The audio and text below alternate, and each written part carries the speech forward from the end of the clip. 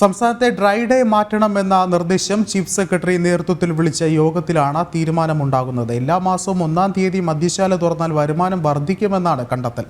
15,000 കോടി രൂപയുടെ വരുമാന വർധനവ് ഇതിലൂടെ ഉണ്ടാകുമെന്നും വിലയിരുത്തലുണ്ട്. കൂടുതൽ വിവരങ്ങളുമായി ടിൻഡുദാസ് ചേർന്നുണ്ട്. ടിൻഡു, മദ്യപാനം ആരോഗ്യത്തിന് ഹാനികരം എന്നുള്ള ഒരു ടാഗ് ലൈൻ ഈ ഒരു മദ്യക്കുപ്പികളിലൊക്കെ തന്നെയും സർക്കാർ നൽകുമ്പോഴും സാധാരണക്കാരൻ്റെ ആരോഗ്യത്തിനേക്കാൾ വലുതാണ് വരുമാനം എന്നുള്ളൊരു ചിന്തയല്ലേ സർക്കാരിനുള്ളത്?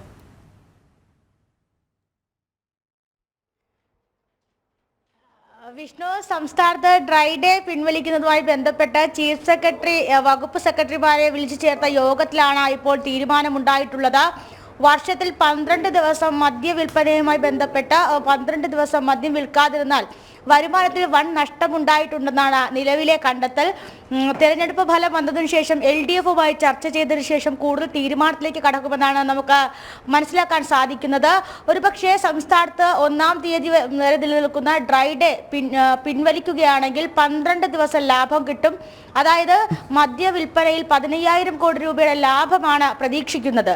അതോടൊപ്പം തന്നെ ഈ ബിവറേജസുകൾ ലേലത്തിൽ വെക്കാനും മൈക്രോ വൈനറികൾ പ്രോത്സാഹിപ്പിക്കാനും ഒരു നീക്കത്തിലേക്ക് കടക്കുന്നുണ്ട്. മുൻ വർഷങ്ങളിൽ ബാർ ഉടമകളുടെ ആവശ്യപ്രകാരം ഈ 1-ാം തീയതിയിലെ ഡ്രൈ ഡേ പിൻവലിക്കുന്നതുമായി ബന്ധപ്പെട്ട ചർച്ചകൾ സജീവമായി നടന്നിരുന്നു. പക്ഷേ അത് തീരുമാനത്തിലേക്ക് എത്താൻ വൈകി എന്നാണ് മനസ്സിലാക്കാൻ സാധിക്കുന്നത്. എന്തായാലും ഇതുമായി ബന്ധപ്പെട്ട ഈ വർഷങ്ങളിൽ തന്നെ ചർച്ചകൾ ആരംഭിച്ചിരുന്നു. നേരത്തെ തന്നെ ഇത്തരം വാർത്തകൾ പുറത്തു വന്നിരുന്നതുമാണ്. കഴിഞ്ഞ ദിവസങ്ങളിൽ ചീഫ് സെക്രട്ടറി വകുപ്പ് സെക്രട്ടറിമാരെ വിളിച്ചു ചേർത്ത യോഗത്തിലായിരുന്നു തീരുമാനമെന്നാണ് നമുക്ക് മനസ്സിലാക്കാൻ സാധിക്കുന്നത്. തെരഞ്ഞെടുപ്പിന് ശേഷം എക്സൈസ് വകുപ്പുമായിട്ട് ഇത് കൂടുതൽ ചർച്ച ചെയ്യും. ചർച്ച ചെയ്തതിനു ശേഷം മാത്രം ഈ തീരുമാനവുമായിട്ട് മുന്നോട്ട് പോകാനാണ് സാധ്യത. അതോടൊപ്പം തന്നെ നിലവിൽ ഈ ഡ്രൈ ഡേയുമായി ബന്ധപ്പെട്ട് വിനോദസഞ്ചാര മേഖലയിൽ വലിയ നഷ്ടമുണ്ടായിട്ടുണ്ട്. അല്ലെങ്കിൽ വിനോദസഞ്ചാര മേഖലയിൽ ഡ്രൈ ഡേ പിൻവലിക്കുന്നതോടെ കുറച്ചുകൂടി ലാഭകരമായി തീരുമെന്നാണ് സർക്കാർ തലത്തിലും ആലോചന. ഈ വിഷയങ്ങളുമായിട്ട് LDFുമായിട്ട് കൂടുതൽ ചർച്ച ചെയ്യേണ്ടതായിട്ടുണ്ട്.